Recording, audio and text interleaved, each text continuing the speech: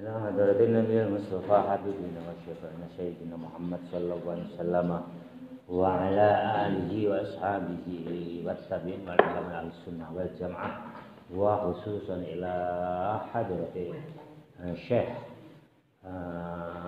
ابن حجر العسقلاني وثم إلى حضرة مؤلف سفينة النجاة وببركة أم القرآن موقف في هذا الكتاب شيء لله لما الفاتحة أعوذ بالله من الشيطان الرجيم بسم الله الرحمن الرحيم الحمد لله رب العالمين الرحمن الرحيم مالك يوم الدين إياك نعبد وإياك نستعين اهدنا الصراط المستقيم صراط الذين أنعمت عليهم غير المغضوب عليهم ولا الضالين.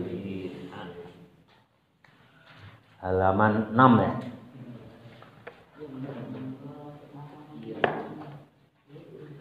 A'udzubillahi minasyaitonir rajim. Bismillahirrahmanirrahim.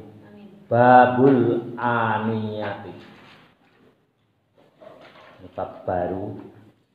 Kalau kemarin bab masih bab toharoh, sekarang bab babul aniyati. Ini bab yang menerangkan tentang apa? Aniyah itu. Aniyah itu apa namanya? Tempat untuk makan dan minum. Jadi wadah, kalau bahasa Jawa itu wadah ya. Tempat untuk makan dan minum itu disebut aniyah. Babul aniyati, bab yang menerangkan tempat atau bejana untuk makan dan minum. An Hudzaifah, dari Hudzaifah ibnu Yaman, dari Hudzaifah bin Yamani radhiyallahu radhiya semoga Allah radhiya semoga meridhai Allah anhuma, dari Hudzaifah bin Yaman. Qala, berkata Hudzaifah bin Yaman, qala Rasulullah sallallahu alaihi wasallam, bersabda Rasulullah sallallahu alaihi wasallam, la tashrabu, janganlah kalian minum, janganlah kalian minum fi aniyati, di tempat apa namanya, aniyah itu ya wadah, bejana, wadah apa namanya, tempat minum. Fi aniyati zahabi, dari tempat minum az-zahabi, yang terbuat dari emas, wal fiddati, dan terbuat dari perak. Jadi kalau kita minum, gelasnya ya itu bejananya, itu wadah itu apa? Bahasa Sundanya apa? Piring. Wadah ya, tempat minum itu ya, gelas itu, gelas lah. Aniyah itu, tapi aniyah itu bukan hanya gelas untuk makan, ya. Piring itu juga disebut aniyah. Nah, wadah lah, wadah itu apa ya? Wadah, bejana, tempat makan dan minum. Itu tidak boleh. La tasyrabu, janganlah kalian semua minum fi aniyati zahabi, dari tempat yang terbuat dari emas, wal fiddati, dan terbuat dari perak. Wala takulu, dan janganlah kamu sekalian makan fi sihafihima, dari nampan, fi sihafihima, dari nampan, dari nampan yang terbuat dari emas dan perak. Jadi piring besar itu kan disebut nampan. Sihaf itu piring besar. Fi sihafihima, ada di dalam piring besar atau nampan yang terbuat dari emas dan perak. Fa innaha, maka sesungguhnya wadah atau bejana untuk makan dan minum yang terbuat dari emas dan perak, lahum, diperuntukkan bagi orang kafir, fid dunya, di dunia ini, walakum, dan bagi kamu sekalian, fil akhirati, di akhirat nanti. Muttafaq alaih. Jadi hadis ini disepakati oleh Imam Bukhari dan Muslim. Jadi kalau kalian makan atau minum, mentang-mentang kalian kaya raya, itu gelasnya terbuat dari emas atau perak, itu hukumnya haram. Begitu juga kalau makan nampan yang besar, Sohif itu sihaf atau sohif mufradnya. Nampan yang besar ya, dulu itu orang Arab itu kalau makan tuh bareng-bareng itu pakai nampan yang besar, itu terbuat dari emas dan perak. Itu bagi kita semua itu hukumnya haram bagi untuk orang Islam itu. Nah itu untuk orang kafir itu boleh ya, silakan, orang kafir mah nggak terkena hukum Islam. Tapi kalau untuk Islam untuk kita semua itu walakum fil akhirah. Jadi nanti kita di akhirat, di surga nanti tempat makan minum kita itu baru terbuat dari emas. Sedangkan di dunia ini bagi kita haram. Nah itu untuk orang kafir. Jadi dulu asbabul wurudnya itu orang-orang kafir itu yang kaya, mentang-mentang kaya raya, itu tempat makan dan minumnya itu terbuat dari emas. Lantas bagaimana itu diharamkan? Nah, ahli tafsir hadis ini yang tafsir ini tafsiri itu ada dua macam. Yang pertama, kalau kita makan dan minum kok pakai wadahnya emas, itu kan kesannya apa? Sombong. Mentang-mentang orang kaya tempat makan minumnya itu emas, padahal emas itu sekarang 1 gram berapa? 1 gram itu yang 24 karat itu kurang lebih udah jutaan kali ya. Udah 1 juta lebih. Nah, sedangkan untuk gelas itu paling enggak berapa gram tuh? Paling enggak ya sekitar 15 sampai 20 gram.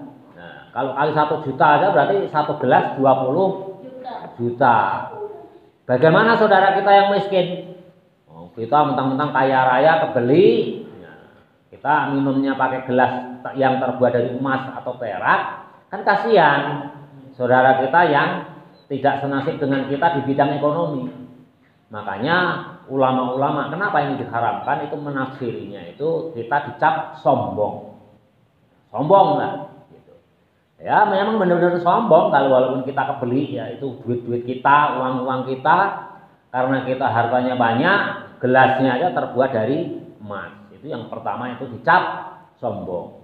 Yang kedua ya ahli hadis yang menafsiri sesuai bahasanya, pokoknya kita diharamkan aja. Ya haram aja pokoknya, kata Nabi haram ya haram. Yang ketiga, ada apa di balik itu ya? Kalian nanti hendaknya jadi ilmuwan Islam, selidiki aja kenapa sih? Apakah ada nanti efek unsur kimianya, kalau misalkan emas itu kena air panas itu ada reaksinya membahayakan badan kita, itu kan belum diteliti. Nah, itu tugas-tugas kalian di masa depannya. Di samping secara letter bahasa yang ada dari Nabi itu nggak boleh atau dilarang atau haram, ya coba nanti kalian kalau menjadi ahli peneliti teliti ini kenapa untuk makan, untuk minum, ya, bejananya yang terbuat dari emas dan perak itu diharamkan atau dilarang. Ini ahli tafsir ya tadi, ya, lughatnya memang haram ya haram aja, udah nggak usah dipakai alasan macam-macam. Kalau Nabi mengharamkan ya Allah mengharamkan ya haram aja. Tapi ada juga yang berani menafsiri bahwa kita ini dicap sombong. Jadi kalau Bapak ya setuju aja dicap sombong. Nah, yang ketiga, kalau mau kalian teliti, nanti kalau kalian jadi ahli peneliti, jadi ilmuwan, coba teliti. Kenapa? Ya, coba aja. Kalau emas itu dimasukin air panas atau nampan yang terbuat dari emas, pakai nasi panas, sayur panas, itu reaksi enggak? Reaksinya membahayakan enggak? Gitu. Itu seandainya ada biaya penelitiannya. Itu yang hadis pertama ya, yang hadis pertama. Yang kedua, wa'an Ummi Salamah, dan dari Ummi Salamah radhiyallahu anha. Ini Ummi Salamah ini orang perempuan. Radhiyallahu, mudah-mudahan memberikan ridha Allah anha kepada Ummi Salamah. Qalat, berkata Ummi Salamah, qala Rasulullah sallallahu alaihi wasallam, bersabda Rasulullah sallallahu alaihi wasallam, allazi yasrabu, orang yang meminum minuman fi ina'il fiddati. Kalau aniyah tadi bentuk jamak. Ya, jamak ini bentuk jamak. Bentuk mufradnya apa? Ina. Ya, itu bentuk mufrad. Fi ina'il fiddati, di tempat minum yang terbuat dari emas. in emas dan perak dari perak fi ina'il fidzati alladhi yasrabu, orang yang meminum fi ina'il fidzati yang terbuat dari wadah yang terbuat dari perak. Kalau bahasa Papua itu seloko, emas lan seloko. Perak itu bahasa Sunda naon? Ada yang tahu nggak? Kalau bahasa Jawa itu seloko. Kalau zahabi emas, wal fidzati dan seloko. Jadi kalau orang yang minum dengan wadahnya terbuat dari perak, innama sesungguhnya orang yang meminum yang wadah minumnya itu terbuat dari perak, yujar jiru menyalakan fibat innama sesungguhnya orang yang meminum minuman wadahnya yang terbuat dari perak, yujar jiru menyalakan fi batnihi di dalam perutnya orang yang meminum yang tempatnya terbuat dari perak, naro jahannama, api neraka. Jadi Nabi bersabda, kalau orang yang meminum yang gelasnya itu terbuat dari perak, itu seolah-olah orang yang meminum itu menyalakan api neraka di perutnya. Menyalakan api neraka di perutnya. Nah, itu ada tanda kurung nomor 1. Nah, itu keterangannya apa? Coba kita baca. Apa maksudnya innama yujarjiru? Jadi seolah-olah menyalakan api di perutnya. Api neraka jahanam. Keterangannya al-jarjaratu adapun yujarjir sautu waqu'il ma, suara jatuhnya air, fil jawfi di dalam lambung. Kalau kita lapar itu kan perut kita kadang-kadang kerucuk gitu ya, keroncongan itu. Nah, itu namanya bahasa Arabnya itu yujarjir atau jarjaroh. Jadi itu jarjaroh. Jadi kalau kalian minum, ada orang yang meminum gelasnya itu terbuat dari perak itu, seolah-olah oleh Nabi itu disebutkan menyalakan di dalam perutnya, itu menyalakan apa? Api neraka jahanam. Artinya apa? Ya nggak boleh hanya haram. Nah, nanti ancamannya ya berat. Yang ketiga, wa an Ibnu Abbasin, dan dari Ibnu Abbas radhiyallahu anhuma. Nanti Bapak terangin ya. Ini baca dulu. Wa an Ibnu Abbas, dan dari Ibnu Abbas radhiyallahu, semoga Allah meridhai Allah anhuma kepada keduanya, Ibnu Abbas dan bapaknya. Qala berkata Ibnu Abbas, qala Rasulullah sallallahu alaihi wasallam, bersabda Rasulullah sallallahu alaihi wasallam, idza dzubiho ketika nalikane dan sama alha bululang. Idza dzubiho ketika sama itu kemarin kan ada kulit apa namanya yang untuk dibangun musola itu ya, ada kulit kambing sama kulit sapi. Itu kalau dibersihkan kotorannya yang di kulit itu kan nempel pentil-pentil daging.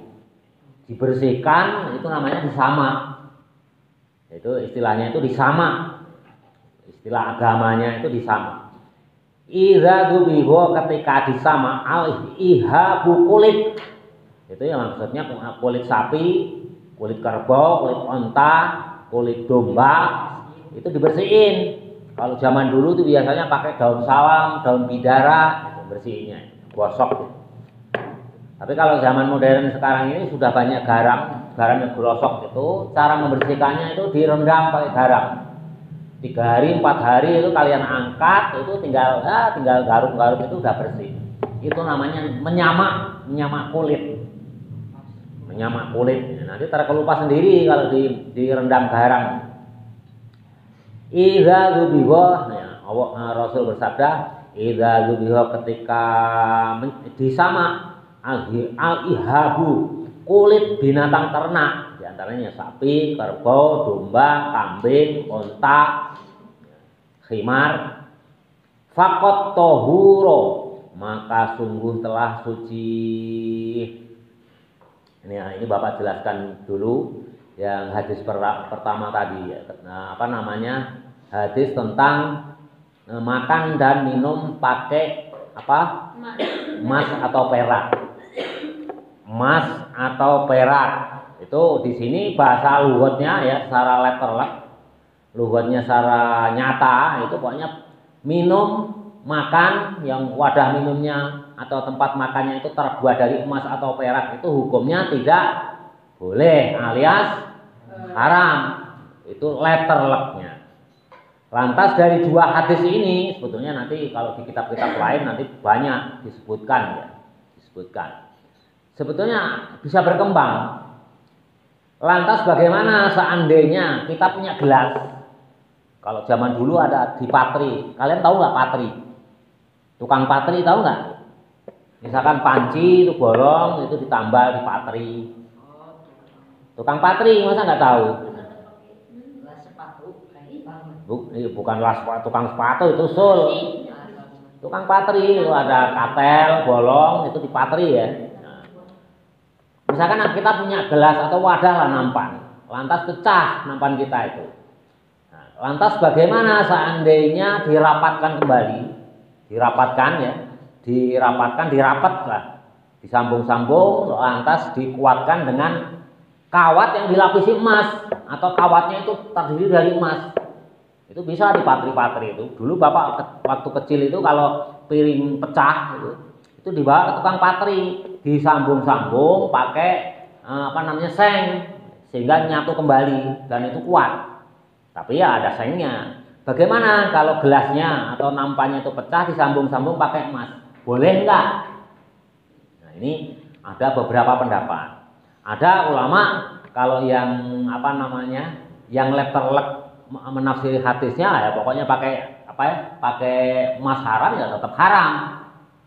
Tapi ada juga ulama yang berpendapat boleh. Wadahnya pecah, disambung-sambung, dilapis patri gitu, pakai emas. Itu ada yang berpendapat boleh. Gitu. Terus bagaimana kalau emasnya itu bukan emas murni? Misalkan tempat minumnya itu terbuat dari besi atau dari apapun lah, dari kaleng, lantas disemprot dilapisi dengan emas. Seperti kubah emas. Kalian pernah dengar nggak kubah emas di Bogor itu? Ya, tahu, kita tahu. Nah, itu lapisi kubah emas. Atau membuat rumah yang berlapiskan emas seperti di keraton-keraton. Ya, Bapak kalau lihat di keraton Jogja, keraton Solo, itu ukirannya itu dilapis dengan emas. Itu les-lesnya itu. Yang les-les itu dilapis dengan emas. Nah, ada yang di kita di masjid apa namanya? Ya, Pak. Sophia ya Pak di Depok Bogor itu. Nah, masjid kubah emas itu namanya apa itu? Masjidnya lupa, nggak tahu ya. Al Mahru atau apa itu? Nah itu kubahnya itu dilapis dengan emas, boleh enggak? Nah itu ulama pun tidak sepakat. Ada yang berpendapat tetap haram, tapi ada juga yang berpendapat boleh. Ada yang berpendapat boleh. Ya hadisnya ya satu sebenarnya dari sini dasarnya itu. Misalkan kalian punya bangku, saking sayangnya bangku terbuat dari apa? Besi, terus kalian lapis emas. Nah, itu ulama tidak sepakat semuanya. Ada yang berpendapat tetap haram, ada juga yang berpendapat boleh. Yang enggak boleh itu adalah emas murni. Jadi satu gelas itu semuanya emas. Nah, itu enggak boleh. Tapi kalau terbuat dari besi, dilapisi emas, itu ada ulama yang berpendapat boleh. Jelas ya. Jadi nanti kalian kalau ditanya ini gimana ya, pokoknya yang setahu saya kalau di hadis-hadis menyebutkan kalau yang dilarang itu yang gelas atau piring murni yang terbuat dari emas. Sedangkan kalau hanya lapisan itu ulama beda pendapat. Ada yang berpendapat haram, ada yang berpendapat boleh. Kalau memang letterlek hadisnya itu terbuat dari emas, enggak dijelaskan apakah hanya berupa lapisan atau enggak. Nah, itu salah satu contohnya itu masjid di Bogor itu masjid kubah emas itu. Nah, kubahnya dilapisi dengan emas.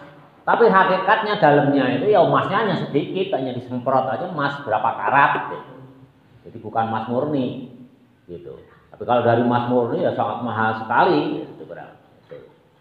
Jadi enggak, itu ada beberapa pendapat. Jadi nanti kalian sebagai santri kalau udah diterjun masyarakat ya jangan fanatik. Ya, yang pasti yang enggak boleh itu 100% piring atau gelas yang terbuat dari emas atau perak murni itu yang diharamkan. Ya. Atau cincin nikah. Cincin nikah pun sekarang udah berkembang juga. Ada yang menghalalkan juga cincin nikah bagi laki-laki pakai cincin emas. Itu ada yang menghalalkan. Ya, perkembangan zaman ya. Karena apa? Memang letter hadisnya ini hanya untuk makan dan minum. Tapi nanti di hadis lain dijelaskan bahwa perhiasan bagi emas itu bagi laki-laki itu dilarang. Emas pakai sutra itu. Tapi juga ada berpendapat ulama juga yang menghalalkan. Jadi hadis ini banyak yang membahas hadis masalah wadah ini aja mungkin lebih dari 5 atau 6 hadis, ada 8 hadis. Hanya kebetulan yang dinukil oleh Imam Hajar Al-Asqalani hanya 2 hadis ini. Nah, yang berikutnya ini masuk masalah kulit. Nah, kulit kalau udah disama itu fakot tohuro. Kenapa kulit ini harus disama? Dulu, zaman dulu ya, waktu zaman Nabi itu kulit itu juga tempat wadah untuk minum. Ya, terus dilapisi apa ya? Dilapisi yang nggak tembus air, tapi luarnya itu kulit. Kemana-mana bekal minuman itu dimasukkan ke kulit. Sepatu juga dari kulit. Terus tempat-tempat minum, tempat makan, untuk tidur. Nah, untuk tidur itu juga kulit. Jadi kalau sudah dibersihkan itu kotorannya, tapi harus disama dulu. Apa itu disama? Menyamak kulit itu adalah membersihkan, kan yang menempel di daging itu kan kotor itu ya. Ada daging yang nempel dikit-dikit gitu. Membersihkan itu. Daging yang menempel di kulit itu disama, itu dibersihkan. Nah, kalau zaman dulu biasanya pakai daun salam, daun bidara. Tapi ke zaman modern ini kalau yang tradisional pakai garam. Direndam 3 hari 4 hari itu wah bau sekali. Nanti diangkat, tinggal nyikat itu udah bersih, udah copot semua, tinggal nyikat itu udah bersih. Nah, ada yang lebih modern lagi kalau di pabrik kulit, misalkan kulit ya untuk nanti ikat pinggang gini ya, itu lebih modern lagi pakai zat kimia. Tapi intinya menyamak kulit itu membersihkan daging yang menempel pada kulit dari binatang yang tadi kita potong itu namanya menyamak ya. Itu menyamak, itu suci.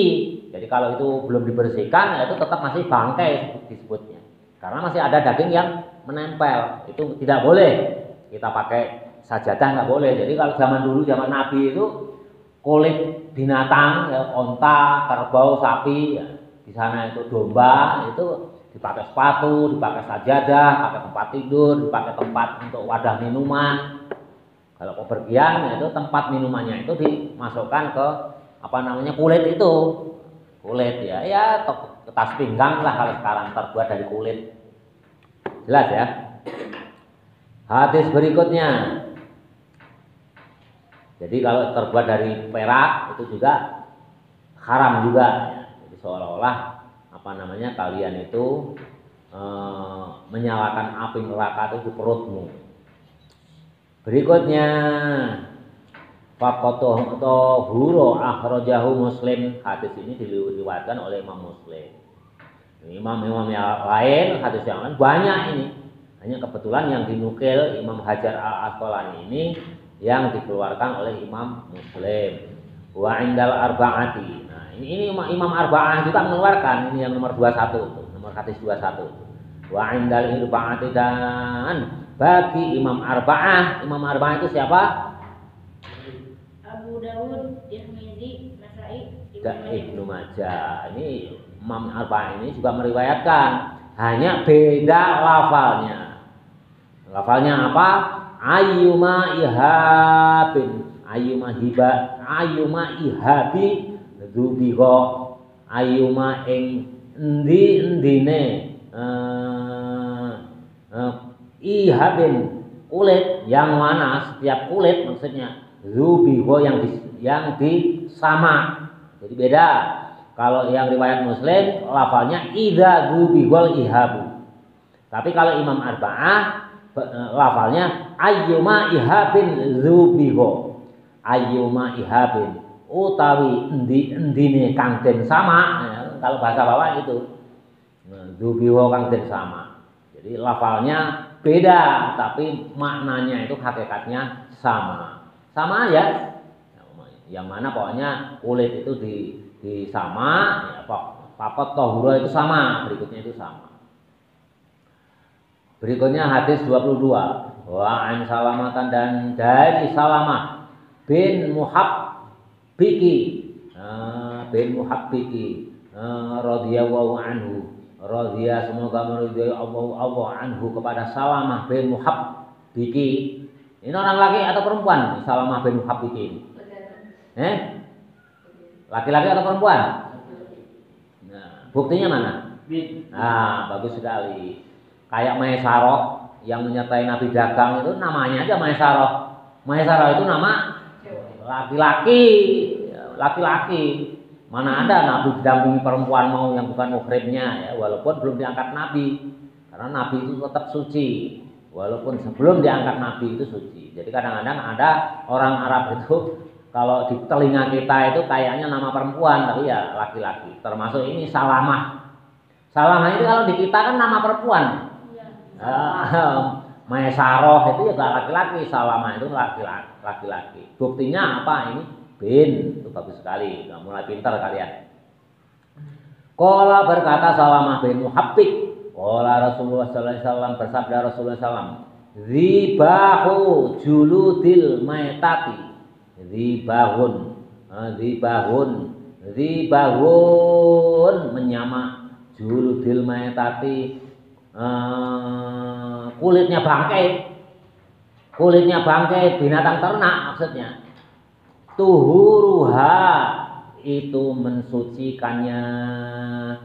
Jadi dulu ini asbabul wurudnya hadis ini ya. Tahu nggak maksudnya?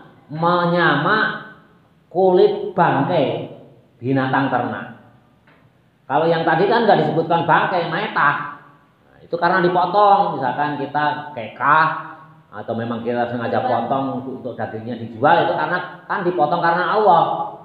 Nah, kalau ini maitah itu artinya apa? Binatang ternak yang mati, bukan karena disembelih, bukan karena Allah. Ini dulu asbabul wurudnya waktu perang Uhud, itu banyak binatang ternak itu yang mati karena menjadi korban perang Uhud, mungkin kena panah, mungkin kena tombak atau apa aja mati, menjadi bangkai.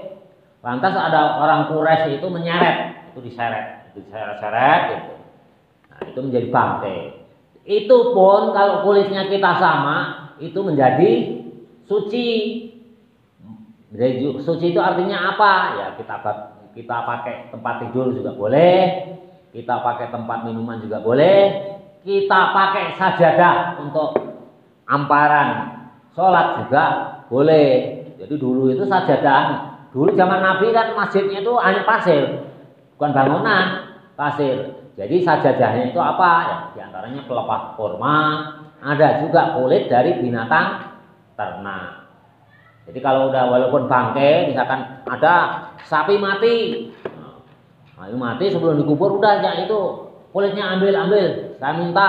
Nah, nanti disama. Itu menjadi tuhuruha, itu menjadi suci. Walaupun bangkai itu kalau disama menjadi suci kulitnya, tapi kalau dagingnya tetap haram. Jelas ya? Hanya di sini muncul pertanyaan, kulit kalau dipakai makanan menjadi apa? Yang digoreng, kulit yang digoreng menjadi makanan itu disebut apa? Dorok-dok. Nah, kalau dari kulit bangkai dijadikan dorok-dok, itu hukumnya apa? Nah, kalau hanya dipakai tiduran, dipakai sajadah, pakai alas untuk itu boleh karena suci. Pertanyaannya ini memang terus terang Bapak belum pernah dengar ini dibahas. Karena yang makan kulit itu hanya orang Garut. Itu kan dari Garut, itu makanan khas Garut. Itu kulit udah kering, gimana prosesnya itu dimasak jadilah dorok-dok. Makanya beberapa waktu yang lalu kan heboh kan. Yang heboh itu kulit sepatu yang dari apa? Yang dari kulit, sepatunya udah rusak. Itu nggak tahu bener atau hoax. Itu katanya dibikin menjadi dorok-dok. Ngerti nggak? Sepatu yang terbuat dari kulit atau jas kulit yang sudah rusak, konon beberapa waktu lama yang lalu itu entah bener atau hoax nggak tahu itu. Itu dibuat dorok-dok itu, nggak benar atau enggak itu bawa alam. Tapi dulu tersebar luas. Nah, sekarang kalau pertanyaannya, kulit itu dari bangkai yang telah disamak, lalu dibuat dorok-dok, itu kira-kira halal atau haram? Kalau disamak untuk yang tadi di hadis ini kan nggak dijelaskan, karena dulu orang Arab nggak mengenal itu dorok-dok. Ya, Nabi nggak mengenal. Ayo, kok taunya kalau kulit itu ya untuk sajadah, untuk apa namanya tilam tidur, untuk sepatu, untuk wadah minum itu dari kulit. Itu banyak hadis-hadis yang menyebutkan wadah minum itu dari kulit. Sekarang pertanyaannya, setelah disamak kulit itu dijadikan dorok-dok, itu hukumnya halal atau haram? Ini yang kulit yang dari bangkai. Itu harus. Ini Bapak belum pernah dengar. Nah, waktu matlaah aja terpikirkan, oh iya di lingkungan kita itu ada dorok-dok yang terbuat dari kulit. Nah, kalau dulu orang Arab nggak ada, makanya ini harus dipertanyakan. Jadi Bapak nggak berani mengomentari itu. Itu bukan bidang Bapak, bidang Bapak. Itu nanti pertanyakan pada ahlinya. Kalau dari kulit bangkai yang telah disamak, nanti kalian harus tanya. Lantas dijadikan dorok-dok itu halal atau enggak? Itu dorok-doknya. Ini kan bahan bakunya dari bangkai. Ya, dari bangkai. Dari bangkai. Nah, itu belum ada penjelasan, Bapak belum pernah dengar. Apakah halal atau haram? Tapi kalau bagi Bapak sendiri loh ini, bagi Bapak sendiri kalau untuk dimakan kayaknya tetap haram deh. Itu bahan bakunya kan dari bangkai. Tapi ini bukan untuk fatwa, bukan. Bapak nggak ada levelnya fatwa, hanya untuk diri sendiri. Tapi kan kita juga nggak tahu ya, yang dibuat selama ini juga apakah itu semuanya dari dipotong karena Allah atau juga ada yang dari bangkai. Makanya pada enak, Bapak itu juga senang itu kulit. Nah itu menjadi tugas kalian. Nanti tanyakan. Kalau kalian pindah, udah pinter, lebih pinter, tanyakan. Kalau kulit dari binatang ternak yang dari bangkai yang mati lantas disamak, nah hasil samaknya itu digoreng menjadi dorok-dok, hukumnya halal atau haram? Kalian tanyakan. Kalian tanyakan. Itu Bapak waktu matlaah aja itu baru ngeh. Nah, di antara kita ada makanan yang disebut dorok-dok yang ada kaitannya dengan apa namanya menyamak kulit. Jelas ya? Jadi binatang bangkai misalkan ada domba mati itu boleh halal hukumnya, kamu ambil kulitnya lantas kalian sama. Nah, itu untuk apa? Ya untuk tas. Kalau di kita kan itu untuk ikat pinggang, itu halal. Pakai dibawa sholat pun boleh. Itu boleh. Berikutnya hadis 23 wa'an Maimunah radhiyallahu anha, dan dari Maimunah ini istri Nabi, Maimunah ini perempuan radhiyallahu anha qalat, berkata Maimunah, marra Rasulullah, lewat Rasulullah sallallahu alaihi wasallam bisyatin. Nah, ini udah Bapak jelaskan di atas tadi ya. Bisyatin dengan melihat seekor domba. Jadi Maimunah jalan-jalan sama Rasul, lantas mereka berdua, Maimunah dengan Rasul itu, Rasul dengan istrinya yang Maimunah, itu melihat apa? Bisyatin dengan seekor domba, ya jurunaha, yang ditarik. Ha itu domba, ya domba mati, udah ditarik. Nah tadi di atas sudah Bapak singgung ya. Ini terjadi waktu setelah perang Uhud. Menjadi domba ini mati karena korban peperangan Uhud. Faqala, maka bersabda Rasul. Nah, ini asbabul wurudnya itu orang Quraisy itu yang menyeret domba itu. Faqala maka bersabda Rasul, ya tentunya sabdanya itu untuk orang yang menyeret domba. Lau ahadtum, seandainya kamu semuanya mengambil kulit, lau ahadtum, jikalau kalian semua ihabaha, mengambil kulit itu, ihabaha kulitnya, faqalu maka berkata orang yang menyeret domba yang telah mati menjadi bangkai itu, innaha, sesungguhnya domba yang kami seret, yang diseret oleh orang Quraisy, maitatun adalah bangkai. Faqala maka bersabda Rasul, yutahhiruha, maka menjadi suci alma'u, dengan air, wal qaradu, dan dengan daun salam. Maksudnya apa? Dengan air dengan salam itu ya disama, dibersihkan daging yang menempel pada kulit. Jadi kalau bangkai binatang ternak yang disama itu hukumnya menjadi suci. Jadi kulitnya itu menjadi suci. Kalau dibuat ikat pinggang dibawa sholat, sholatnya sah karena telah menjadi suci. Tapi muncul pertanyaan yang telah Bapak singgung di atas tadi. Kalau setelah disama kulit yang dari bangkai tadi dijadikan dorok-dok dan dorok-doknya kita makan, itu hukumnya halal atau haram. Itu terlintas pada waktu tadi malam, waktu Bapak matlaah kitab ini. Jadi selama ini belum pernah dengar itu Bapak, boleh enggak kulit yang dari bangkai binatang yang mati bukan karena Allah kita sama, kita bikin dorok-dok, itu hukumnya apa? Halal atau haram? Itu menjadi pertanyaan kita, itu harus fatwa ulama. Ya karena belum ada fatwanya, kalau bagi Bapak ya kayaknya haram deh. Haram aja kalau bagi diri pribadi Bapak. Yang diperbolehkan itu kalau untuk alat, karena disucikan. Kalau kita makan ya seolah-olah kita makan bangkai. Itu. Jadi dulu zaman Nabi itu daun salam pun ada, di negara Arab juga ada daun salam ya. Jadi menyamak kulit itu dengan air dan daun salam, digosok-gosokkan gitu, atau daun bidara. Yang penting bersih lah, intinya itu yang penting bersih. Ahrojahu mengeluarkan hadis ini Abu Dawud, Imam Abu Dawud dan Nasai.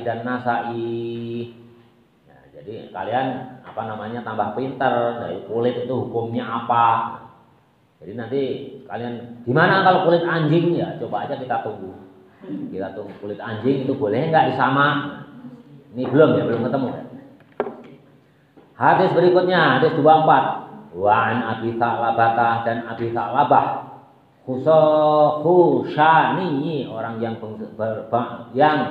bermarga Khusani, ini nama daerah. Kayak Ridwan itu asalnya dari mana? Ciwalengke. Nah, nanti Ciwalengke ya. Khusani ini nama kampung. Sa'labah itu bukan Sa'labah yang sahabat Rasul yang tadinya miskin sekali setelah kaya raya menjadi kafir, itu musyrik ya, bukan Sa'labah itu. Karena ini Sa'labah ini meriwayatkan hadis dari orang kampungnya berasal dari kampung Khusani. Radhiyallahu semoga meridhi Allah anhu kepada Sa'labah al-Khusani. Qala berkata Sa'labah, Kultu matur ingsun, dia menghadap ketemu Nabi, berkata kepada Nabi, ya Rasulullah, wahai Rasulullah, inna bi ardi qaumi ahli kitab. Nah ini menarik nih. Inna sesungguhnya sak temene ingsun, inna sesungguhnya diriku, bi ardi qaumin, di perkampungan ahli kitabin yang ahli kitab. Jadi suatu saat Sa'labah ini ada di perkampungan ahli kitab, di rumahnya ahli kitab. Ahli kitab itu siapa? Nasrani dan Yahudi. Nasrani dan Yahudi itu disebut ahli kitab. Ini orang kafir tapi termasuk ahli kitab. Tapi kalau Fir'aun itu kafir murni. Mana dalilnya yang membedakan? Itu di surat Lam Yakunil, surat Al-Bayyinah. Lam yakunil ladzina kafaru min ahlil kitabi wal musyrikina munfakkina hatta ta'tiyahumul bayyinah. Di sana disebutkan lam yakunil ladzina kafaru min ahlil kitab wal musyrikin. Ahli kitab Tuhannya siapa? Allah. Tapi kalau orang musyrik Tuhannya selain Allah. Orang musyrik itu ada yang berhala, ada Fir'aun mengaku dirinya Tuhan. Tapi kalau ahli kitab itu siapa sih? Yakni Yahudi dan Nasrani. Kalau Yahudi umatnya Nabi Musa, kitabnya Taurat. Nasrani umatnya Nabi Isa, kitabnya Injil. Kenapa ayat Nabi Zabur itu nggak disebut-sebut? Kok yang disebut itu dua aja? Padahal Nabi Zabur juga punya kitab, namanya kitab Nabi siapa? Nabi Dawud itu punya kitab namanya kitab Zabur. Karena kenapa nggak disebut-sebut? Karena kitab Zabur itu semenjak Nabi Muhammad itu peninggalannya itu udah jarang sekali. Jadi kitab Zabur itu boleh dikatakan sudah punah. Seandainya masih ada itu hanya sedikit sekali berapa lembar gitu. Tapi kalau kitab Taurat, kitab Injil itu masih banyak. Maka banyak disebut di Quran pun. Di Quran pun yang banyak disebut itu adalah kitab Taurat dan kitab Injil. Jadi jelas orang kafir itu ada dua. Yang satu ahli kitab, yang satu musyrik atau musyrikin. Itu orang yang menyekutukan Allah, menyembah berhala, menyembah matahari. Kalau Majusi menyembah apa? Api. Nah, itu namanya musyrik. Tapi kalau ahli kitab itu bukan disebut musyrik, dia Tuhannya Tuhan Allah. Yahudi dalam bahasa Ibrani-nya disebut apa? Yahweh. Yahweh itu Allah. Sama. Orang Nasrani siapa? Tuhan Allah. Hanya beda. Diambil ada Tuhan Ibu dan Tuhan Anak. Trinitas, tiga menjadi satu ya tiga. Itu yang membedakan itu. Jadi ahli kitab itu ya namanya dia keyakinannya sama Allah kita itu, hanya berbeda. Sehingga cenderung dia kafir. Jadi kafir itu ada dua, yang satu ahli kitab, yang satu musyrik. Yang satu tetap percaya kepada Allah, tapi percayanya salah. Nah, ditambah-tambah sendiri. Yang satu mutlak, dia keyakinannya bahwa Tuhan itu selain Allah. Dalilnya mana? Di surat Lam Yakunil Al-Bayyinah. Bapak itu senangnya ya pokoknya Lam Yakunil aja. Nah, suratnya surat banyak. Ayat pertama ya. Lam yakunil ladzina kafaru min ahlil kitab wal musyrikin. Jadi kafir itu ayo siapa jangan ganggu temennya yang lagi ngaji. Sahrul. Sampai mana tadi? Rajahu Abu Dawud. Wa an Abi Sa'labah tadi ya. Qultu ya Rasulullah inna sesungguhnya diriku bi ardi qaumi ahli kitab di perkampungan ahli kitab. Berarti ahli kitab itu Yahudi atau Nasrani. Ini enggak dijelaskan. Apa naqulu, apakah saya boleh makan ya Rasul? Saya di rumahnya orang ahli kitab. Kita katakan salah satu aja lah, orang Nasrani ya Rasul. Saya itu di rumahnya orang Nasrani. Apa naqulu, apakah saya boleh makan? Bi aniyatihim, di wadah mereka. Kalian bertamu ke tempat orang yang beragamanya Nasrani atau Yahudi. Boleh nggak kalian makan di tempat mereka? Nah, itu Sa'labah itu tanya kepada Rasul. Boleh nggak? Boleh nggak ya Rasul? Saya di rumahnya orang Nasrani. Boleh nggak saya makan memakai wadah mereka yang biasa mereka itu pakai makan? Dijawab oleh Rasul.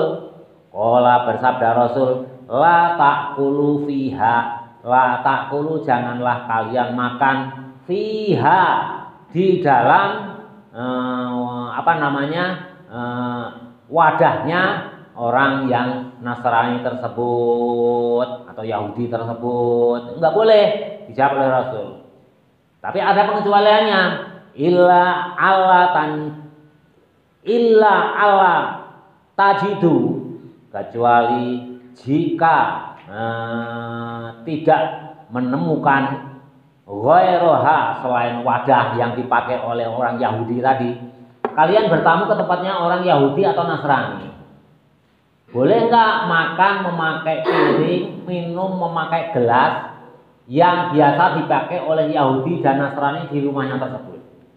Kata Rasul, nggak boleh. Kecuali kalian tidak menemukan wadah selain yang ada. Ngerti? Kecuali kalian tidak menemukan gelas atau piring yang biasa dipakai oleh orang Yahudi atau Nasrani yang punya rumah tersebut. Kalian udah cari alternatif, nggak ada, kata Rasul nggak boleh. Nah, kan kalau nggak boleh kan berarti harus cari alternatif. Setelah kesana kemari nyari wadah selain itu nggak menemukan, itu kata